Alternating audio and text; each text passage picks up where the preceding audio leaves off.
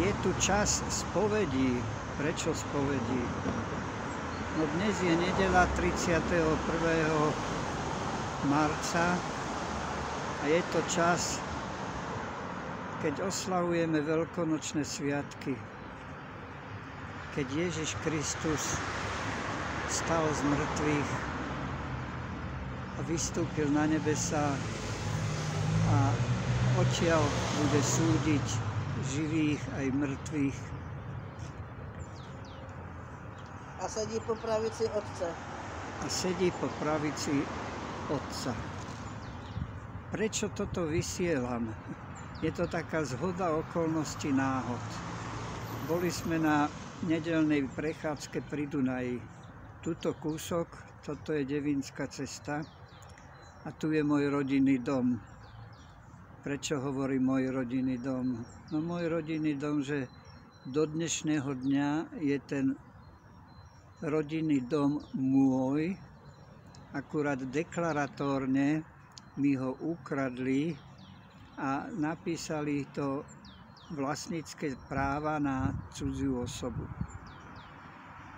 V roku 2005, keď sme sa vrátili zo Švajčiarska z azylového konania, tak sme zistili tú hrôzu, že ten rodinný dom už nemá pôvodnú konštrukciu, ale bol na poli zbúraný a už si ho tam niekto prestavoval. No bolo to hrozné pre mňa pomyslenie, že sa také čosi stalo, lebo predtým som komunikoval s mojím bratom a ten mi nič nespomínal.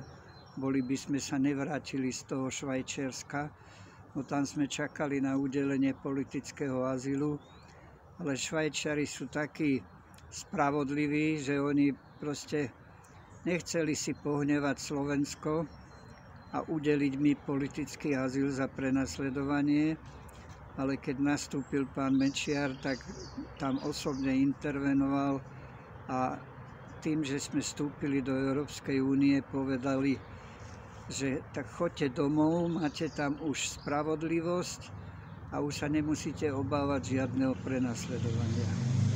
No a čo to iné je, než prenasledovanie, keď ja sa vrátim domov k môjmu rodičovskému domu a ten dom v mojej neprítomnosti, v mojej nevedomosti, niekto, nejaký drzáň, proste usporiadal dobrovoľnú dražbu a ten dom si privlastnil. Ja som sa darmo od roku 2005, to znamená, že už pomalinky to je pol storočia už pre mňa. Odtedy sa podtulujem kade tade.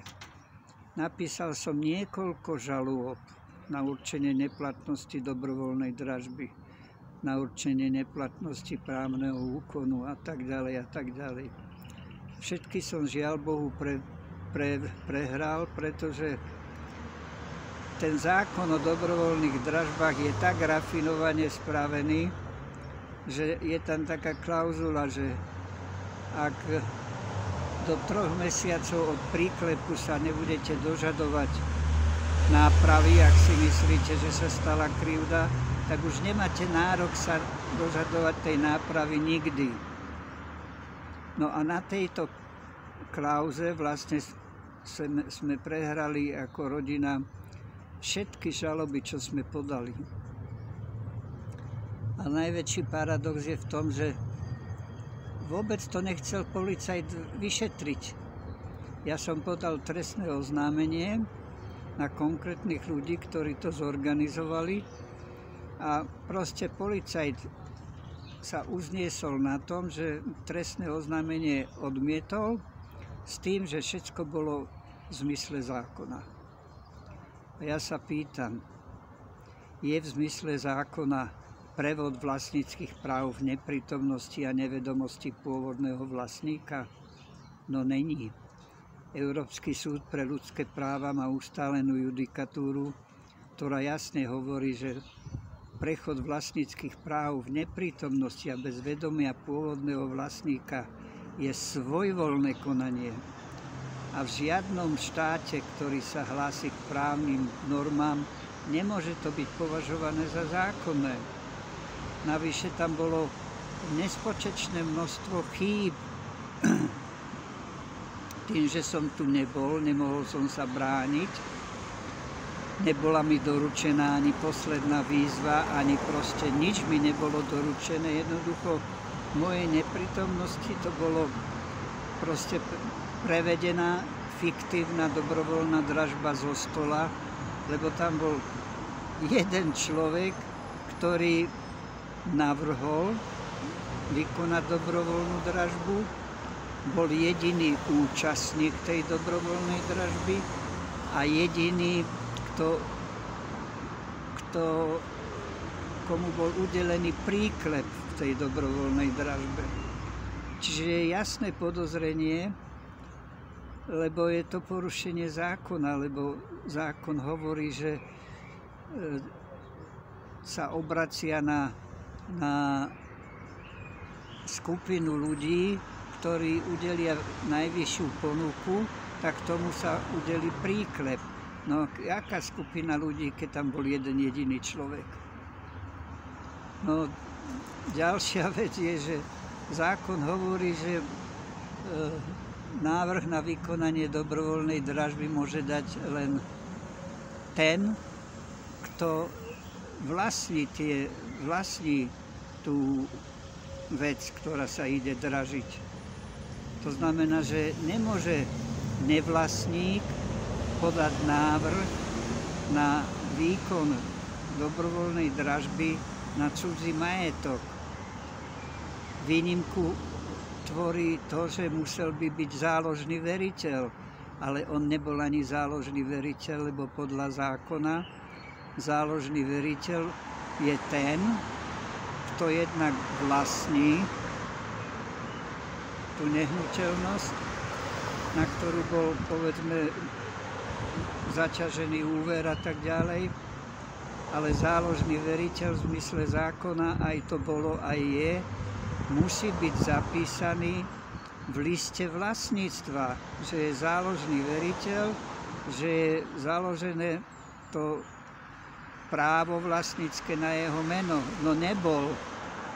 A najväčší gól bol v tom, že som to posielal všetkým generálnym prokurátorom, aby sa k tomu vyjadrili, že prečo sa zrovna v mojom prípade nedodržuje zákon.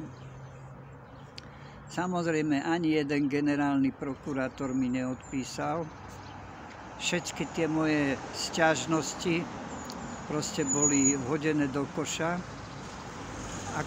Akurát mi odpísal jeden pracovník generálnej prokuratúry, ktorý tvrdil, že tie veci, ktoré som ja tvrdil, že sú není relevantné. A tým to akože skončilo. No, čiže mňa to teraz troška som smutný z toho, že nejsme právny štát.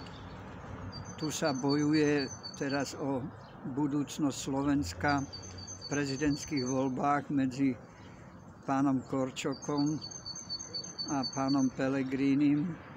Ja som aj Pellegrinimu napísal pred 2 rokmi, že prečo nechce generálna prokuratúra akceptovať názory Európskeho súdu pre ľudské práva v Štrasburgu. Samozrejme, že mi neodpísal. Napísal som Matovičovi, napísal som pánovi Ficovi. Pán Fico nás dokonca prijal celú rodinu na Hrade. Nie, že nás prijal, ale keď boli devinské slávnosti Cyrila a Metoda, tak sme držali transparent a on prišiel za nami, že čo je vo veci. Tak sme mu to v krátkosti vyrozprávali, tak sa zaručil, že to dá do poriadku, že aby sme mu to napísali a poslali. My sme to napísali a poslali a nič sa nedialo. Čiže mám taký pocit, že tu funguje nejaká dražobná mafia, ktorá si môže dovoliť všetko, absolútne všetko. A nikoho nezaujíma, že aký to malo dopad. si zoberte, že zrazu celá rodina, ja, manželka, 2 deti, stratia strechu nad hlavou. Pričom nemohli sa brániť, pretože tu neboli, keď sa vykonávala tá dobrovoľná dražba. A navyše jeden veľký argument, že v tom čase som mal rozsudok okresného súdu v Lučenci, že istá firma mi dlhuje, má vrátiť nezákonné obohatenie vo výške 4,4 milióna korún.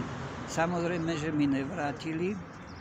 Keď som to dal na políciu, tak obvinili, aj bol odsúdený jeden konateľ, ale peniaze som nedostal a aj tak to nepomohlo, že by sa to vyrovnalo proste. Dom sa vydražil za 1 800 000 slovenských korún a mne dlhovala firma 4,4 milióna. A neexistoval spôsob, ako to vyrovnať. Banka nechcela akceptovať moju požiadavku, že nech si zobere tú pohľadávku 4,5 milióna, ale nech mi proste to odráta z toho úveru. Úver, ktorý som si zobral v hodnote 380 000 korún. Za to mi zobrali dom, ktorý sa v konečnej fáze predal za 16 miliónov slovenských korún. No a odtedy sa súdim, neviem koľko už krát a vypisujem kdekomu právnikom a všelijakým ľuďom významným. Nikto sa nechce toho chytiť, aby to dal do poriadku, pretože si myslím aspoň, že existuje tu tajný dohľad nad občanmi a po nežnej revolúcie ja som patril medzi Dubčekovcov, ktorí presadzovali a chceli, aby vznikol socializmus s ľudskou tvárou. Proste štátne zriadenie, ktoré by akceptovalo práva obyčajných ľudí. No, takže uvidíme, že po prezidentských voľbách pánovi Korčokovi som ešte nenapísal. Poslal som mu správu cez internet, ale uvidíme, že či mi vôbec bude ochotný proste odpísať, pretože tieto prezidentské voľby, to je zase boj ľavica, pravica, a zase je to všetko sfalšované a toľko je relácií, videorelácií, toľko ľudí sa hlási k tomu sa vyjadriť, že je toľko názorov, že tu vznikajú rôzne konšpiračné úvahy, že vôbec nejde o ľavicu a pravicu, ale ide o Ameriku a Rusko a proste všelijaké tieto záležitosti, ktoré občanov by mali zaujímať, ale ich to nezaujíma, pretože tie voľby tiež sa považujú, že to nebolo fér úplne. No ja som toho názoru, že tu treba zmeniť komplet celý systém, tak jak profesor Veverka to v roku 2000, keď sme my natáčali video Koloseo, sme robili, tak on vtedy povedal, že nie je iné východisko, len zrušiť všetky zákony, spraviť hrubú čiaru a začať budovať ten štát od začiatku. Ale kto to spraví, tak to ani Pán Boh nevie. Ja som sa pokúsil kandidovať za prezidenta, že to skúsim spraviť, ale dopadol som tak, že vlastne ani moju kandidátku pán Danko nezaradil medzi kandidátov, pretože zase sa našli nejaké konšpiračné teórie, že poslanec môže stiahnuť. Podpísalo mi kandidátku 15 poslancov a potom Dankovi tam proste nahovoril, že komu ste to podpísali, tú kandidátku Molnárovi. Tak určití poslanci to stiahli a povedali, že my sme nevedeli, že je to poslanecká kandidátka. No, a že my sme mysleli, že to podpisujeme ako občania. No, chcem len zdôrazniť, že bolo to na pôde Národnej rady, keď bol deň otvorených dverí a všetci vedeli, že je to poslanecká kandidátka a poslancov podpis sa nedá stiahnuť len tak, že on si povie raz áno, raz nie. Dobre, už mi tu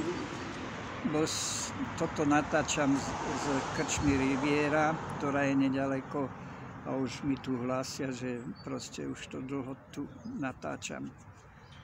Takže želám Slovensku, aby dostalo rozum a Slovákom želám, aby prestali myslieť len na seba, na svoje rodiny a na ten egoizmus, lebo v tej tretej svetovej vojne, v tej jadrovej vojne, to bude veľmi ťažké potom rozhodovať, že kde sa stala chyba. A ešte na záver prosím, ak by sa našiel nejaký odvážny prokurátor, odvážny právnik, sudca, keby sa so mnou spojil, aby som mu to vyrozprával.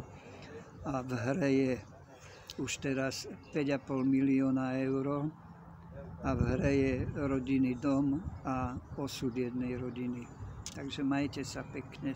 Dovidenia.